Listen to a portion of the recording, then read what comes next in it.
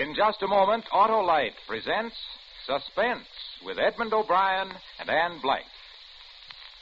Say, Harlow. Hello, Hap. Let me see now. Autolite electrical parts are original factory parts. When your car's electrical system needs attention, place safe. Get Autolite original factory parts, the choice of car manufacturers. Harlow. Gosh, I wish I could get a super simple slogan to sell all owners of Autolite-equipped cars on how important it is to replace worn parts on their generator, starting motor, or distributor, or for that matter, their complete coil and voltage regulator with Autolite original factory parts. Mm-hmm.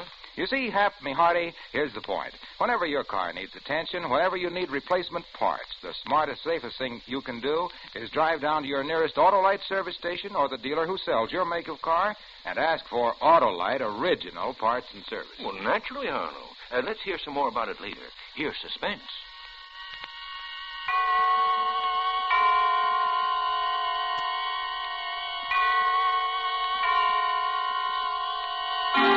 Suspense.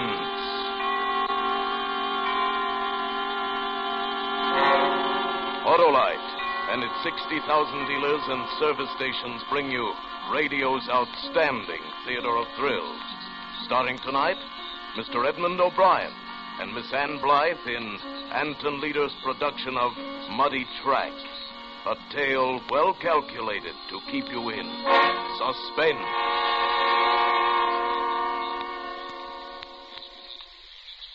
They say to me, don't be bitter, Harry. Well, I'm not bitter. They say, forget it, Harry. That I can't do. I'll never be able to forget it. Or her. How did it happen? Well, like practically every important thing that ever happens to anybody, it just happened. I was in the bar, see? Got a match? I said got a match. Who, me? What's the matter? Girl shy or just match shy? I thought you were talking to the bartender. Here you are. Well, I'm glad we got that straightened out. What are you drinking? Coke. At this hour. Clear me up on something, Angel Face. Are we trying to get acquainted with each other? You're cute. I'm broke, flat, busted. Go pick yourself another target. Have a drink on me. I only take a round when I can buy one back. I'm not trading. I'm buying. You could have fooled me. I repeat, you're cute. Eddie, give my friend a bourbon. What's the matter? Been playing the nag? Oh, you read minds, too, huh? Simple. Tracks open. That's a good suit you got on, and you've been nursing that Coke for 20 minutes. Besides, your racing form's showing. Oh, that's pretty good. How's my future look? Depends. What do you do for a living? I'm glad you waited for me, Brandy. Augie. I like you to wait for me. When you don't wait, it makes me unhappy. Now, there was a guy I wouldn't want to see unhappy. He was friendly, all right, but he was overdoing it. Everything about him was too set, too sharp. Clothes, manicure, even his eyes, like two blue marbles. But, Augie, you said you wouldn't be here till 10. So? Who's this guy? The name's Clark, Harry Clark. Brandy, go powder your nose. Okay, Augie, you don't have to get in an uproar. You're always getting... What were you talking to Brandy about? No kidding. Is that her name? What were you talking about? Believe it or not, a job. Oh, so you're looking for a job. Where you from? Out of town. Tell me. You particular what you do? Why, what's the job? Answering the phone. That can't pay much. 5% of the take. What take? I'm Augie Persian. I run the books in this town, and I've got a new setup. For you, if you want it. Ah, a bookie, huh? It's a new one for me. Well, I don't know if... Say, why would you want to give me a job? You want the job, or don't you? Well, since you put it that way, Persian, we're in business. Eddie, a couple more drinks. What are you drinking? Bourbon? On second thought, I think I'll switch to brandy. Not a good idea. Brandy lovers die young. I'll take that chance. You've got a lot of nerve, ain't you? And that's all I've got. I'm flat broke. How do you feel about advances? I don't mind them at all, so long as you keep them in cash. I should have walked out then. It was too easy, but I couldn't kick too much. I had 25 of Persian's bucks in my pockets that guaranteed he'd pick me up in the morning like he said.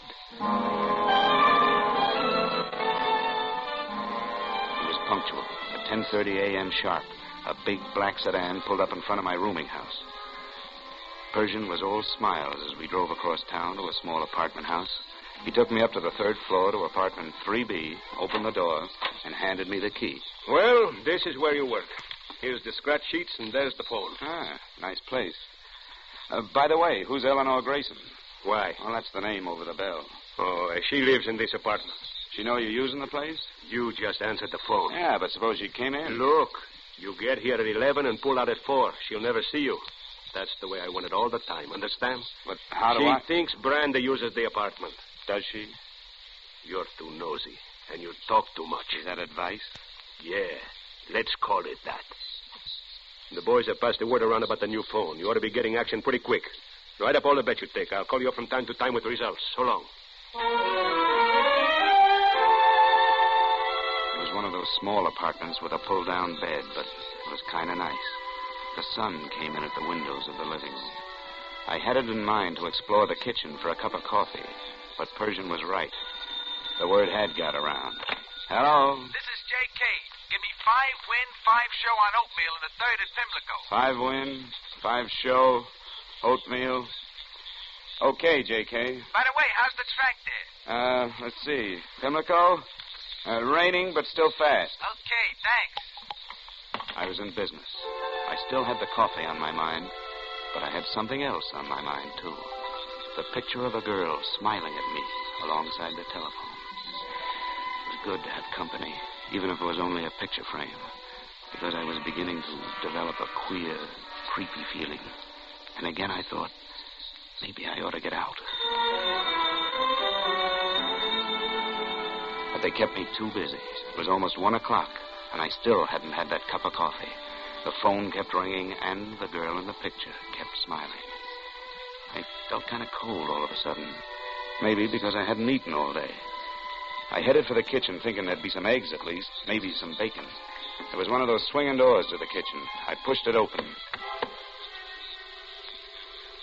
She was lying at the end of the kitchen, near the sink, all lumped up, her blonde hair matted with blood. I grabbed the stove to keep my legs from buckling. I was glad I hadn't eaten, but I turned her over just the same. It was Brandy. She was dead. So that's why Augie Persian hired me. And I'd called him a sucker.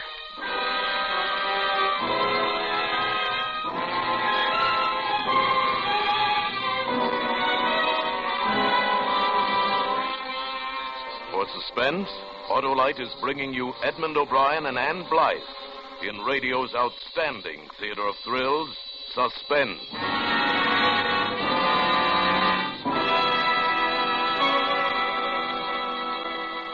Say, Harlow, is it really as important as Autolite says to replace worn-out electrical parts in my car with original factory parts? Important? Why, by Cornelius, the Autolite people are the world's largest independent manufacturers of original factory parts for automobiles. More than 10 million cars are equipped with Autolite parts. No. Think of it. Generators, distributors, coils, starting motors, spark plugs, batteries, and a whole host of other automotive parts are made by Autolite. And every one of those parts is precision designed by Autolite engineers who know cars better than old Dobbin knows his oats. Sure do. By Cornelius, your car will take to original factory parts like ducks take to water. And listen to this, Hap. That Autolite service. Authorized factory service, too? Yes, authorized factory service, too, Hap. Why, those skilled Autolite servicemen are factory trained to pamper, pet, putter, and pry till they get pinpoint perfection from every electrical unit in your car. Let me tell you, that combination of Autolite original factory parts plus Autolite authorized factory service is unbeatable, unmatchable, unexcellable. Tut, Harlow, it's time to become suspensible. And now, Autolite brings back to a Hollywood soundstage Mr. Edmund O'Brien as Harry and Miss Ann Blythe as Eleanor in Muddy Track, a tale well calculated to keep you in suspense.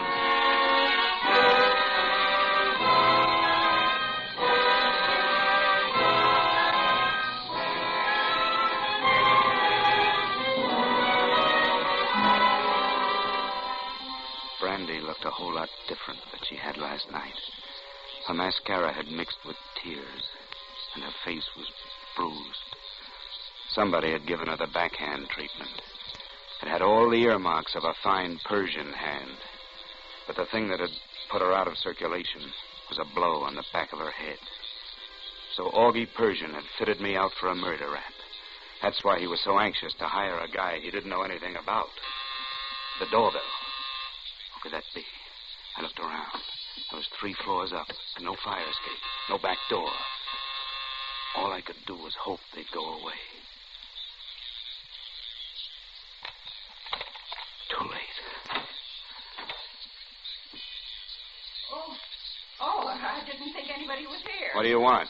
Well, this is the day I clean up and change the... Not now. You can let it go until tomorrow. But I don't usually come here tomorrow. I said let it go. Hi, who are you? Never mind. Here's $1 for your trouble. Oh, thank you, but I don't think I should take it. Make it next week. I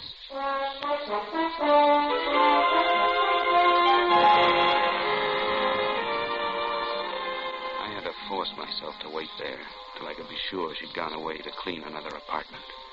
Finally, I let myself out, carefully. It was good to get out on the street again. People, kids. And somewhere, somebody laughed. If I hurried, I had a fair chance of getting out of town. I could keep out of Persian's way. I walked all the way to my rooming house when the thought hit me. Stopped me cold. Fingerprints. I'd left them all over the place. I started back on the double. Ran all 3 flights up to the apartment. Opened the door with the key Persian had given me. Fingerprints. I had to get rid of them all. I picked up the phone. Wiped it clean. The kitchen. I tried to keep my eyes away from her. But I couldn't help it. She looked so pitiful there on the floor. And then I noticed something clutched in her hand. A pasteboard. I carefully forced her hand open. It was a pawn ticket. I put it in my pocket and started to get up. Oh! It was the girl in the picture. She was leaning against the kitchen door, her face white with shock. Is she dead? Yes. Who are you? What are you doing here? How did you get in this apartment? I live here. Oh, and you're Eleanor Grayson. Yes, who are you? I'll ask the questions. Come on, I'm a detective. Let's get out of here. I herded her out of the apartment. She thought I was taking her down to the station, but I steered her into a chop suey joint. I ordered some tea for her. She looked like she was going to faint. She drank it. Feel better? Oh, yes. Yes, thank you. I'm sorry to be such a bother. I guess it was quite a shock. No. No, not really. What do you mean? Brandy was a strange girl, always getting into trouble. Always getting mixed up with the wrong sort of men. You've known her long? All my life. We're from the same town. Came here together. Shared the apartment for a while. Uh-huh. She worked on the elevator next to mine in the Broadway building, but she hated it. And then one day a photographer rode in her car, and the next day she was a model. That's when she took the name of Brandy. Her real name is Evangeline. She had the face of a Madonna, but... I know. I met her. Looked like uptown, talked like downtown. That must be... Yeah. Now, take it easy. Take it easy. Now, tell me, what was she doing in your apartment today? She paid half the rent. Well, she said she needed to use the phone for modeling appointments, but I never really believed that. I needed the money. I shouldn't have let her. Now I'll get into trouble. She was killed in my apartment. Now they'll blame it on to me.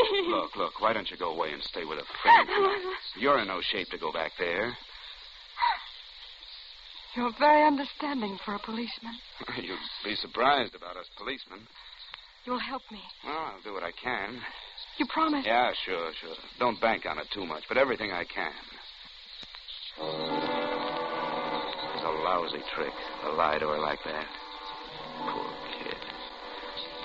She'd be all right. And I needed time. That siren meant that the chase had started. It was my skin I had to worry about. I put her on a streetcar. Then I headed in the opposite direction on another one. I had had to transfer twice to reach the spot I was bound for. The safest way to get out of town. About an hour later, in a diner on the outskirts of town, I found my boy. Yeah, I'll give you a ride, Mac, but I ain't highballing out till midnight, and I can't pick you up here. Insurance spotters around. Know where Fremont turns into Kelso by 101? Yeah, I'll find it. Well, look, be there by the signal a little after 12. I'll pick you up. I went back to my rooming house to get my stuff. My rent was paid. I wouldn't have to see anybody. I'd sure be glad to get out of this town. You made me lose a bet, Clark. He was a fat man. He was holding a cigar. He put the cigar in his mouth, and I was conscious of dimples. 3 of them. 1 in his chin, 1 in each cheek. I had never seen him before. Yeah, I bet you wouldn't be fool enough to come back here. What do you want? I'm the contented type. I hardly ever want nothing. But Augie does. Augie Persian. He wants to see you. Bad.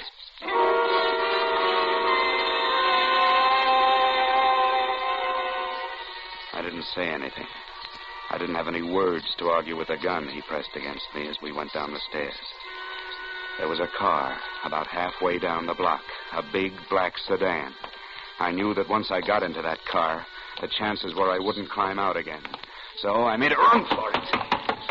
Ducked into an alley. Don't be a sucker, Clark. I hid behind a bulge of a chimney. As he came around, I let him have it. Oh, right in the stomach. He went down like a paper sack filled with water. He just sat there and grinned, holding onto his belly, sucking in air like an asthmatic. I ran to the other end of the alley and rolled my first 7 when I hit a bus sign advertising beds at $50 a throw. This would be my hideout until 11:30, when I'd catch my truck ride. I hit the pillow, shut my eyes.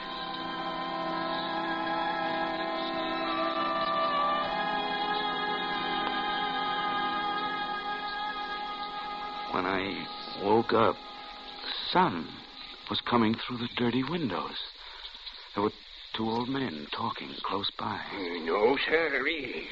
You don't catch me leaving town with that dragnet the cops got spread. Well, what time is it? Huh?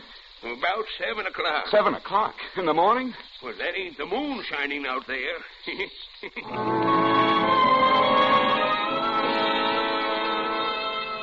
I'd lost my chance to get out of town. But what was worse, dragnet, he said. I had to find out.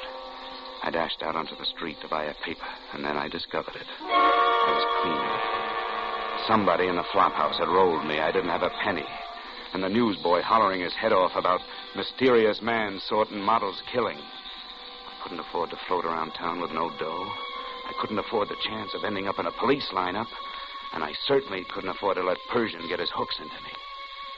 There was only one other person I knew. I had to risk seeing her. I made my way to the center of town. I went through an arcade into the Broadway building and watched the elevators. She was running the second one from the right. I went up to the top floor on one of the others and got off and waited.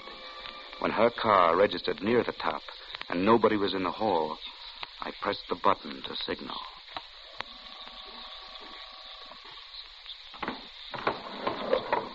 Down, please. I've got to talk to you. You're not a detective. You didn't fool me for long. I know, I'm sorry about that, but... Did you kill her? What? Why would I want to kill her? I just met her last night in a bar. But you were in the apartment leaning over. I know it looks bad, but you got to believe me.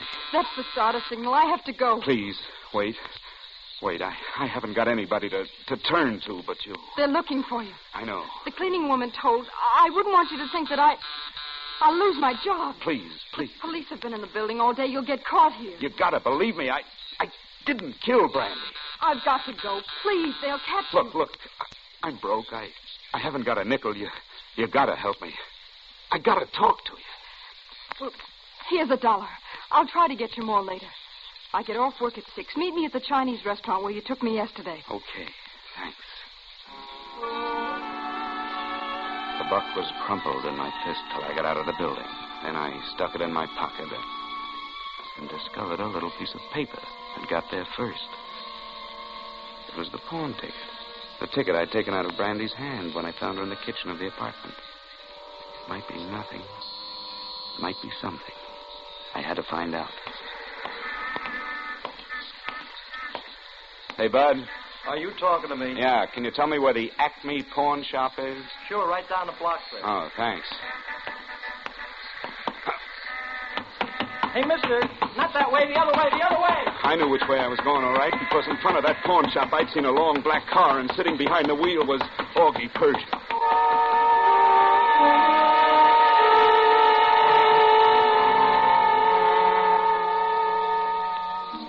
I spent the next 2 hours in a movie, but I don't know what the picture was about. That pawn ticket kept bothering me. And Eleanor, was she really on my side? Could I depend on her? I decided to go to the Chinese restaurant, all right, but I wouldn't go in. I'd wait a few doors down the street. If she was on the level, she'd come alone. Here I am. What? You said the restaurant. Hi. Are you hungry? No. Let's walk. It won't be safe to walk. They're looking for Oh, you. come on. We can't stand here. Well, there's the park across the street. It'll be dark soon. All right.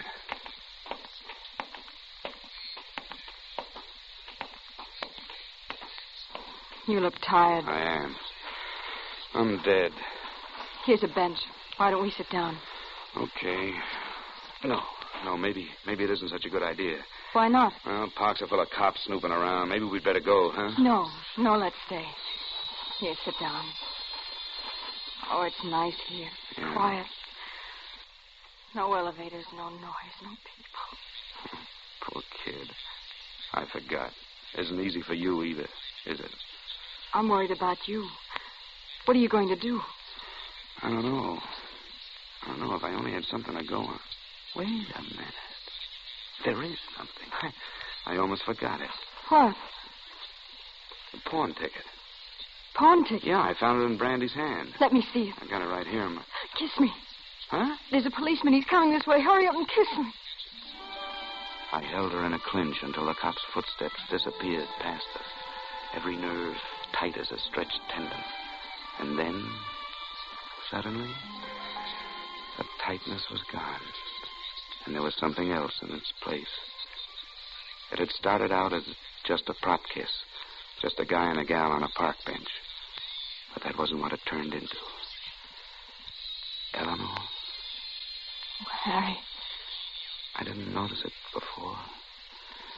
You're beautiful. All day I've been running. Just now, 30 seconds ago, I started to slow up. I know. There isn't much time, Harry. Please let me see the pawn ticket. Sure, honey. Got it right here. What's the matter? That car down there. Where? Big black sedan. Look. See? Just stopped without lights. Persian's car. Persian? Yeah, but how did he know where I was? Harry, give me the pawn ticket. We got to get away from here, Eleanor. Come on. No, wait. Come on, don't be silly. Come on, hurry. Stop. What are you doing with that gun? Never mind. Just hand over the pawn ticket. Why are you so anxious to have it? What's this all about? Don't ask questions. Just give me the ticket. All right, Eleanor. Put down the gun. Go ahead. I'll give it to you. No tricks now. Oh, of course not. No tricks.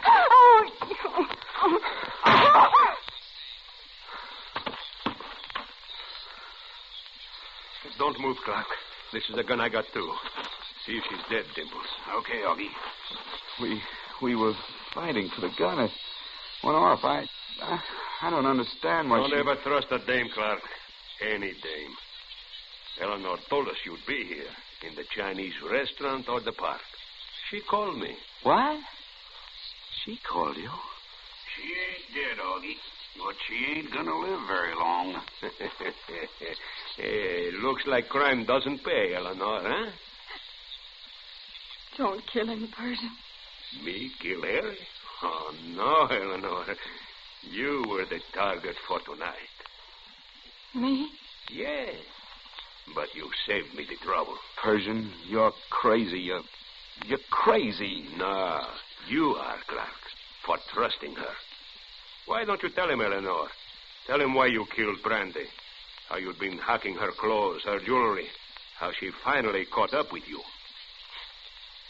I didn't mean to kill her. She found a pawn ticket. Threatened to have me arrested. She slapped me and we had a fight. She fell and hit her head on the sink. I didn't know what to do. Ran away. And just then a perfect fall guy turned up. Friend Harry here.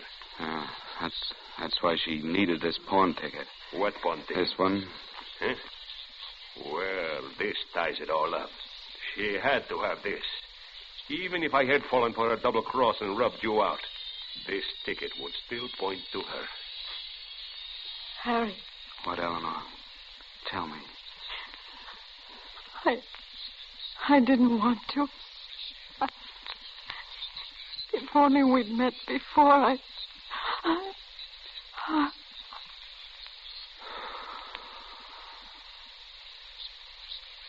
Well, that apartment is now available for new tenants. We better beat it, Augie. Yeah. Come on, Harry. You know, I tried to catch up to you all day to give you protection. Oh, shut up. Yeah, I know, kid. I know. I had a girl, too. Leave me alone. Now, look, kid. Leave me alone. I said shut up. Shut up.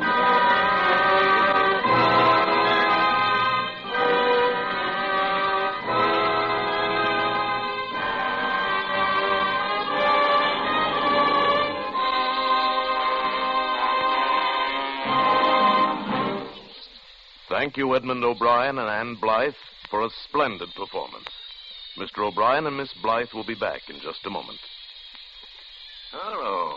Where in the world do you get all those Autolite adjectives you throw around? Those aren't adjectives. Those are facts.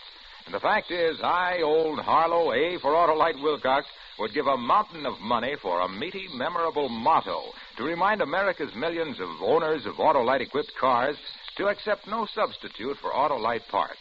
For there is no substitute for Autolite parts. So, friends, if you want really reliable electrical parts and service, drive down to your nearest Autolite service station or the dealer who sells your make of car and ask for Autolite original factory parts and service. Tell him I sent you and you'll be taken care of extra pronto. Hello. Listen. Autolite? You will find Autolite service stations listed in your classified telephone directory under Automotive Electrical Equipment. And remember, your Autolite electrical system is the lifeline of your car. Right, friends. And here's something else to remember. Autolite means spark plugs. Ignition-engineered spark plugs. Autolite means batteries. Stay full batteries. Autolite means ignition systems. The lifeline of your car.